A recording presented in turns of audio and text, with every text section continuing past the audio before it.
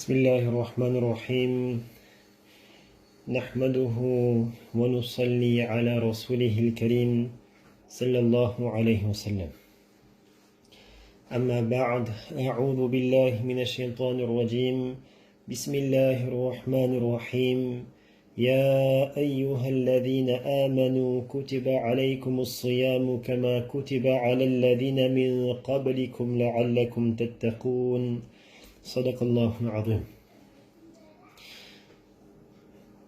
Ramadan est le mois pour inculquer dans notre vie cette qualité de taqwa. Le jeûne, as-sawm, le jeûne est un exercice à travers lequel taqwa sera développé, créé en soi. Quand une personne est en état de jeûne et qu'elle désire et qu'elle souhaite manger, boire, cette pensée lui traverse l'esprit. Que Allah subhanahu wa ta'ala m'observe. Allah subhanahu wa ta'ala, il me voit. Donc il est peut-être confiné dans sa chambre, dans la salle de bain ou quel que soit l'endroit, dans la cuisine, mais il comprend une chose, que je suis observé par Allah subhanahu wa ta'ala. Et que lorsque je jeûne pour Allah, donc comment je peux manger ou boire quelque chose? Donc cet état d'esprit lui est exigé, demandé durant toute sa vie. Pas uniquement durant le mois de Ramadan, pas durant 29 ou 30 jours seulement, mais c'est toute sa vie. Jusqu'à la fin de sa vie, il doit être conscient qu'il est observé par Allah subhanahu wa ta'ala. Que chaque fois que son nafs, son ego, l'incite à commettre un péché, et que Shaitan essaye de l'avoir, immédiatement, cette pensée doit se manifester. Que alam ya'lam bi anna Allah yara, que Allah m'observe, Allah subhanahu wa ta'ala le voit. C'est ce qu'on appelle taqwa. Donc il y a plusieurs sens qu'on a donnés pour le mot taqwa, et le résumé est de mettre en pratique tous les ordres d'Allah, les commandements d'Allah subhanahu wa ta'ala. Tout ce qu'Allah ta'ala me demande de le faire, j'exécute. Et de s'abstenir de tout ce qu'Allah subhanahu wa ta'ala a interdit. Tout ce qu'Allah ta'ala me demande de s'abstenir, je m'abstiens. Et certains ulama expliquent que taqwa signifie at-taqwa alla yaraka mawlaka haythu nahaka. Dans At-Tafsir al-Kabir de l'imam Razi rahmatullahi alayhi, on retrouve donc cette définition de taqwa, c'est-à-dire que ton mawla ne te voit pas là où il t'a interdit. Là où Allah subhanahu wa ta'ala nous a interdit, qu'il ne voit pas dans ses actions, soit dans ces endroits où Allah subhanahu wa ta'ala nous a interdit. Donc je ne ferai jamais une action, un acte, ou aller vers un endroit où Allah subhanahu wa ta'ala déteste. Donc taqwa est le critère d'acceptation dans la cour d'Allah subhanahu wa ta'ala, qui est également le critère de l'honneur et du respect. Celui qui va être honoré, celui qui va être respecté, c'est à travers taqwa. Allah subhanahu wa ta'ala dit dans le Coran, dans Surah Al-Hujurat, Inna akramakum indallahi atqakum, le plus noble d'entre vous, indallah, auprès d'Allah, atqakum, est le pieux, et le plus pieux, c'est celui qui aura le plus de taqwa dans sa vie. Cette personne sera honorée aux yeux d'Allah subhanahu wa ta'ala. Ça c'est un homme, une femme qui a de l'honneur.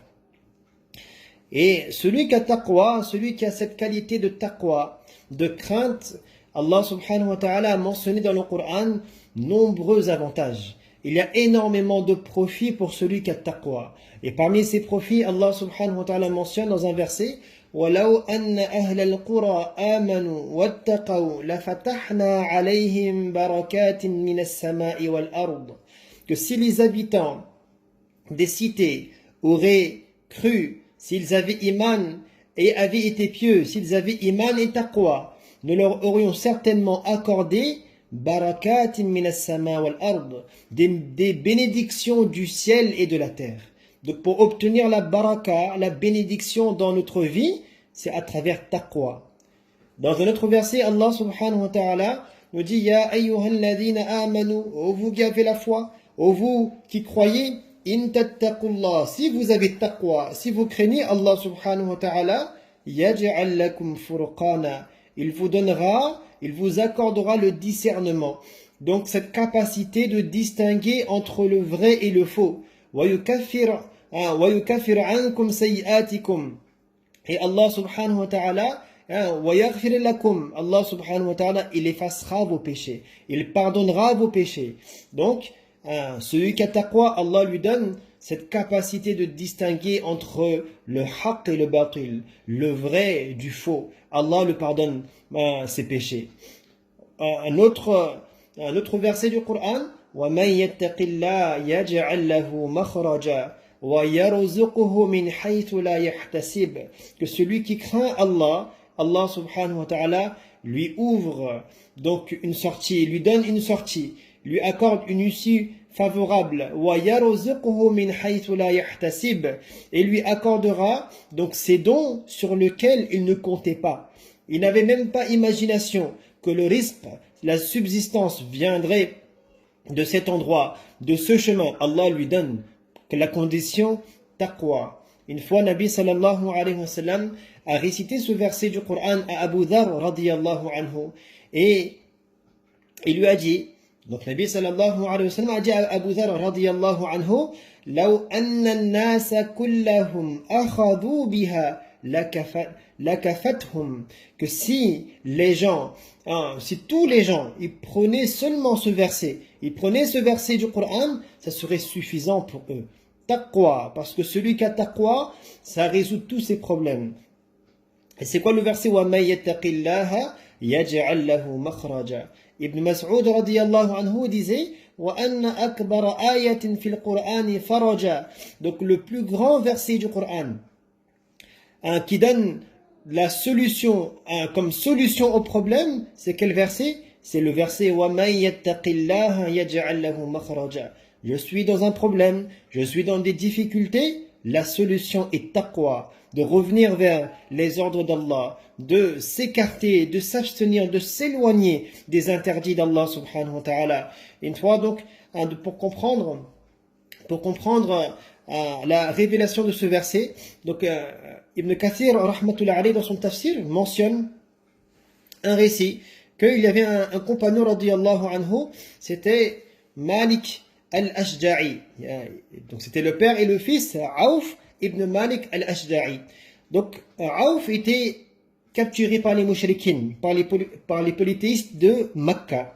Son père, attristé, parti voir Nabi sallallahu alayhi wa sallam, qui demandait des conseils. Que faire dans ces conditions? Nabi sallallahu alayhi wa sallam lui recommande de réciter beaucoup la hawla wa la quwwata illa billah.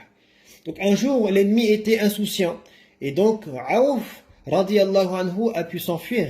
Et lorsqu'il s'est échappé, il s'est échappé également avec les animaux donc de l'ennemi. Il est rentré chez lui, et à la fin, donc ce verset a été révélé. Donc ce verset nous enseigne que l'importance et le profit de taqwa, que celui qui a taqwa dans sa vie, il revient vers Allah subhanahu wa ta'ala, et taqwa sera la solution de tous nos problèmes. Comme un poète, il disait Izra' shajarat at-taqwa ya'tika al-makhraj wa yuthmiru makhrajak wa la tas'al 'anil makhraji wa anta lam tazra'. Il dit, plante l'arbre de la piété, plante l'arbre de taqwa, ya'tika al-makhraj.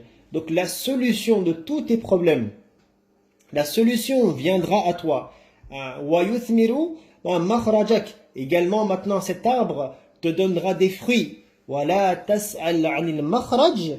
Et ne questionne même pas, ne pose pas de questions concernant la solution, alors que wa anta lam tazra', alors que tu n'as pas encore planté l'arbre de taqwa. Tu n'as pas encore taqwa dans ta vie et tu veux avoir la solution de tes problèmes, ce n'est pas possible. D'abord, plante l'arbre de la piété. Ramène dans ta vie l'obéissance à Allah. Éloigne-toi de la désobéissance à Allah subhanahu wa ta'ala. La solution de tes problèmes seront là, insha'Allah ta'ala. Et je finis par ce récit. Il y avait une fois le roi de Perse, Malik Shah, on le nommait Malik Shah. Une fois, il était sorti donc avec ses gardes pour aller chasser. Et ils sont restés 3 jours dans la forêt. Et pendant qu'ils étaient dans cette forêt, ils ont vu une vache. Ils ont attrapé la vache, égorgé, ils ont préparé donc un repas. Mais en réalité, cette vache appartenait à une vieille femme. Et lorsqu'elle a vu cela, paniquée, elle arrive et me dit, mais qu'est-ce que vous avez fait de ma vache qui était la source de revenus pour moi? Donc je demande que vous me remboursez afin que j'achète une autre vache. Donc les gardes expliquent à cette femme qu'écoute, on n'a pas d'argent à te donner. Et donc elle demande maintenant à parler au roi. Elle demande, je souhaite parler au roi. Ils ont dit non, ça ce n'est pas possible. Donc après quelques temps, il est parti consulter un homme sage qui lui conseille, écoute, après 3 jours, le roi il passera par tel pont. Tu partiras et tu l'attendras à cet endroit. Et lorsqu'il viendra, tu lui parleras. Donc la femme elle est partie, elle a attendu et le roi est arrivé. Elle a attrapé donc les rênes de son cheval, donc la corde de son cheval. Et le roi il dit, mais c'est quoi ton problème? Qu'est-ce qu'il y a? Pourquoi tu m'arrêtes en plein chemin? Elle dit, ô roi, j'ai un problème avec toi. Soit on résout ce problème sur ce pont, ou soit on résoudra ce problème sur le pont Sirat, sur le pont de Akhira, le pont de l'au-delà. Et quand il a entendu cela, il a commencé à trembler, il a commencé à pleurer. Il a dit, explique-moi, c'est quoi ton problème? Et lorsqu'il a entendu donc la requête de cette femme, il a tout de suite remboursé. Il lui a donné l'argent, mais l'argent pas pour une seule vache, pour même acheter 7 vaches. Il a dit, maintenant, s'il vous plaît, pardonnez-moi. S'il vous plaît, pardonnez-moi dans ce monde, parce que dans l'autre monde, ça va être compliqué. Donc c'est une très grande leçon. Pour nous, celui qui a taqwa dans sa vie, c'est avoir le souci également de régler tous ces problèmes dans ce monde. J'ai un problème avec un frère, j'ai un problème avec un membre de ma famille, je vais voir cette personne et je règle les problèmes. Je lui demande pardon. C'est un problème d'argent, je fais l'effort de le rembourser. Je dis, Inch'Allah ta'ala, aujourd'hui je n'ai pas, demain je fais l'effort de te rembourser. Vaut mieux régler les problèmes dans ce monde, sinon dans l'autre monde ça va être compliqué. C'est ça taqwa, c'est ça le but de ce mois de Ramadan, de développer cette qualité, d'obtenir cette qualité en nous, et d'être conscient que je suis à chaque instant, à chaque moment, dans chaque endroit, observé par mon maître, Allah subhanahu wa ta'ala. Qu'Allah nous fasse comprendre, qu'Allah nous donne le tawfiq d'avoir cette qualité et qu'à la fin de ce mois de Ramadan, et qu'on ait réussi, un mois de Ramadan réussi, c'est un mois de Ramadan dont la fin, Inch'Allah ta'ala, cette personne, elle a réussi à obtenir, développer cette qualité de taqwa. Wa akhiru da'wana alhamdulillahi rabbil alamin.